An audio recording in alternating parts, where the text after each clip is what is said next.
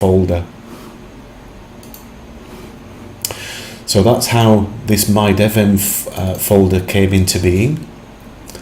And then basically we just copy all the files out onto our local drive. So after copying the Mi-DevEnv files into your installation folder, you then need to configure parameters and product keys so that it's ready to use in your local environment. And once you've set those parameters, I'll show you how to do that in a second, I really need to stress and double stress and triple stress that you have to double check your parameters and product keys. Make sure everything's good, because once it's set, you'll very rarely have to come back and change anything in these files. But if you get it wrong, your virtual machine setup or product installation will fail, either because you've got some settings wrong or your product keys are invalid, and it will just frustrate you. So it really is worth going through these next few steps very carefully and then double checking just to make sure that all's well. So let's take a look first of all at the products keys files, and the products key file is stored in the MDE settings folder. So that's where this file comes from. So remember again, our installation files folder has Mi-DevEnv. In Mi-DevEnv we have a settings folder. In the settings folder we have our parameters and product keys. So what Mi-DevEnv needs to know is for each of your installed packages, what's the product activation key that's used to activate that product. So here's the product key for CRM 2011, and you'll need to use your product key or even go to the Microsoft site and find a trial key. So for CRM, Exchange, SQL 2012, Server 2008 R2, different versions of SharePoint and Office and so on, we have to record all of those product keys. The parameters key is, parameters file rather, is by far the most critical file. It's a comma separated file, so it's very simple to read, and I think the names make it fairly easy to understand what each of the parameters do. And what we've done with the parameters file is put the stuff at the top which you're most likely to change and the stuff at the bottom which you're least likely to change. But on the first time, it's worth you going down every one of these settings and putting your preferred values in. And for example, if you're outside of Western Australia, you're going to need to change the time zone. If you're outside of Australia, you're going to need to input your locale and so on.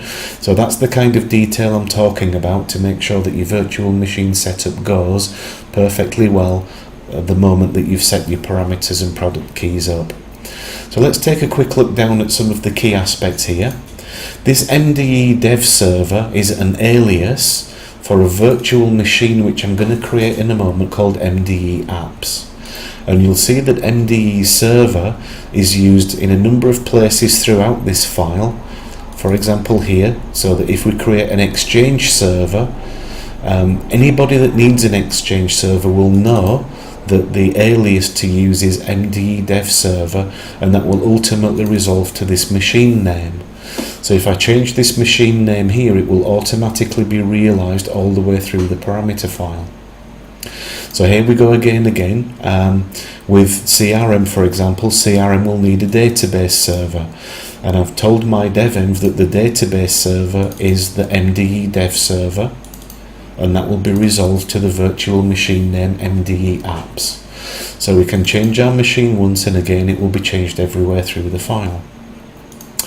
Here we're telling Mi-DevEnv what the name of the virtual switch is, or the virtual network in Hyper-V, which setting to use for the virtual machines which are created. Here this setting says for a domain controller that's created, what's the static IP address of that domain controller, and then what's the IP of our default gateway. Then we start to get into the nuts and bolts of what's the virtual host that we're talking to from Mi-DevEnv. So what's the machine that provides the hosting for the virtual servers and so on. And then, as we talked about our installation folder earlier, so our install files folder, which is on our local disk here, that needs to be set up as a UNC, as a network share, so that virtual machines can see it, and therefore Mi-DevEnv will be able to come here and read the installation files. This is now the username and password which has access to this network share. So these settings will need to be changed in your environment. We talked earlier about the virtual machine root folder with the templates, machines and drives, and this is the path to each of those key folders. So Mi-DevEnv, when it's creating a virtual machine, will know where to come to get the template, which is the base image. It'll know where to put the virtual machine configuration file, and it will know where to store the virtual drives, all according to your preferences. Here now we get to some settings which are probably less likely to change over time, and that is what's your development domain going to be called. So when we create a domain controller with Mi-DevEnv, the domain will be called dev.local. We don't need to put the .local here, just the NetBIOS name of the domain itself. Then there's a domain path, which is basically the LDAP lookup to find the domain. So there's the container there that says the dev, for example, is what that will resolve to, and the local which comes after that. A number of times you might need to tell products what your organization is called. So when you install a Windows operating system, it will want to know what's your organization. If you install CRM, it wants to know what the friendly name is of your organization and also what the unique name of the organization is. A number of products need an SMTP server, an Exchange server, and again, that will be resolved back to your development server, which is stated at the top of the parameter file. This is a flag here to say that you want to assign a static IP to the domain controller, which is standard practice, and then your subnet mask. Here we store the name of the organizational unit which Microsoft CRM will need to put certain settings and security groups in. Here we don't use the default port for CRM, which would have been 5555. Instead we've used 4444. That's because down the track K2 will need to use 5555 for its server communication. So what we're proving here is that we can configure CRM in quite a detailed manner, but we store these settings once and it's all automatic forever after that. I'm working with the guy that's building the Auto SP installer. That's a fantastic project on Codeplex. You should go and look that up.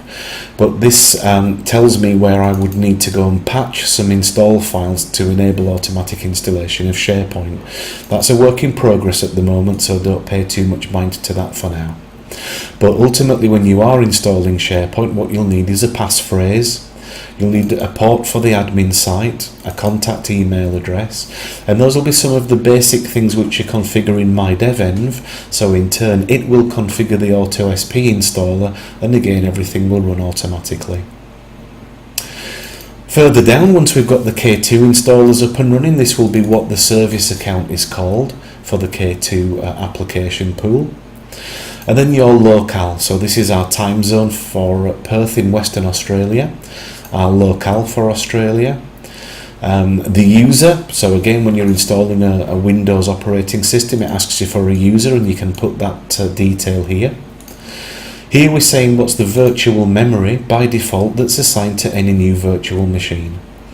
Now clearly 512 megs isn't going to be enough for most instances, but it's the default, so feel free to specify more memory for your virtual machines. But if you don't, then Mi-DevEnv will at least have a healthy starting point, at least to get the operating system up and running and to sysprep the image, so that later using your virtual machine tools you can increase the amount of RAM available. My preference is to have virtual machines not use Windows Update, so this setting 3 says turn Windows Update off. Here then is my default password, which is used inside all of the virtual machines and on the development domain.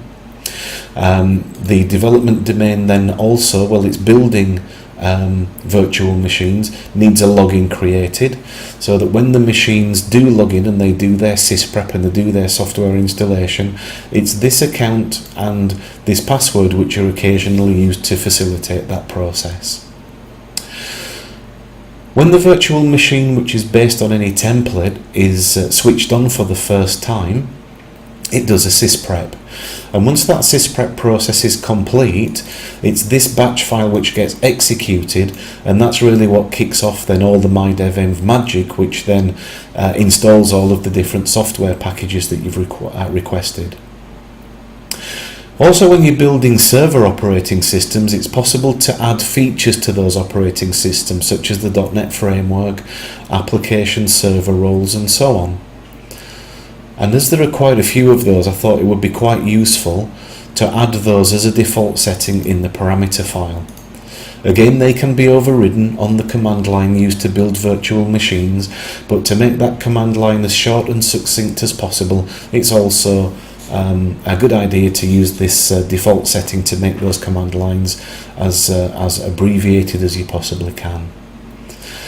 So once you've edited these settings, if you save that file, again just as a reminder, that goes back in your Mi-DevEnv MDE settings folder. The next thing that you're going to want to do is prepare your virtual machine templates.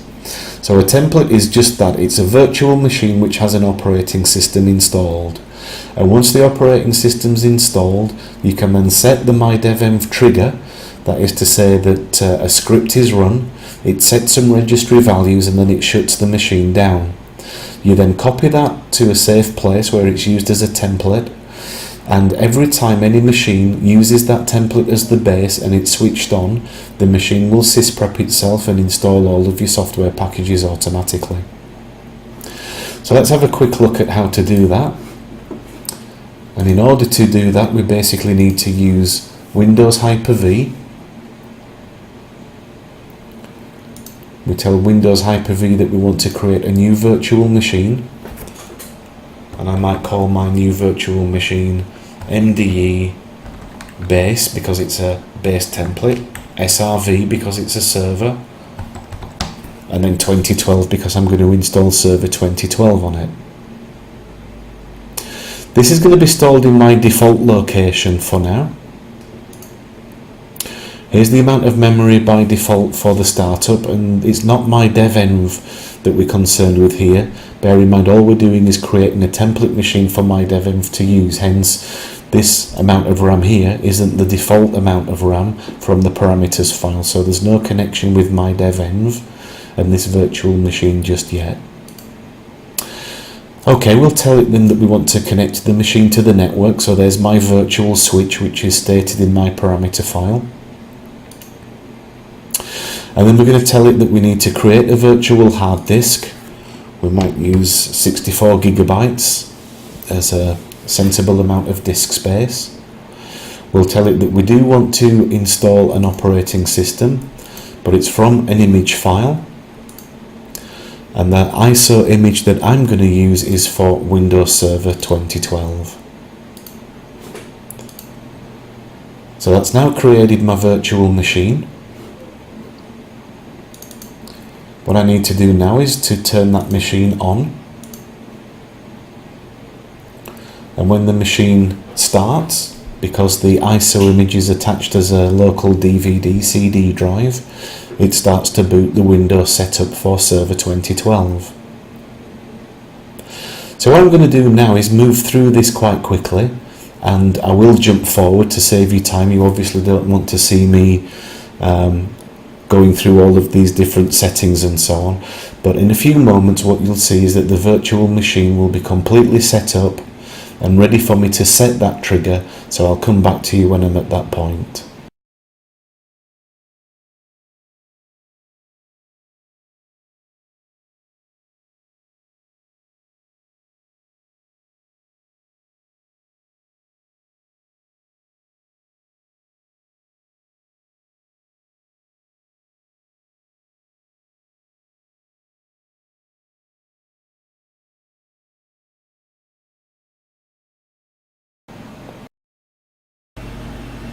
Okay, so here I am now with my Windows Server 2012 installation almost complete. I'm just going to input a default password which really at this stage doesn't matter too much, because Mi-DevEnv is going to sort all of this stuff out for me in a second.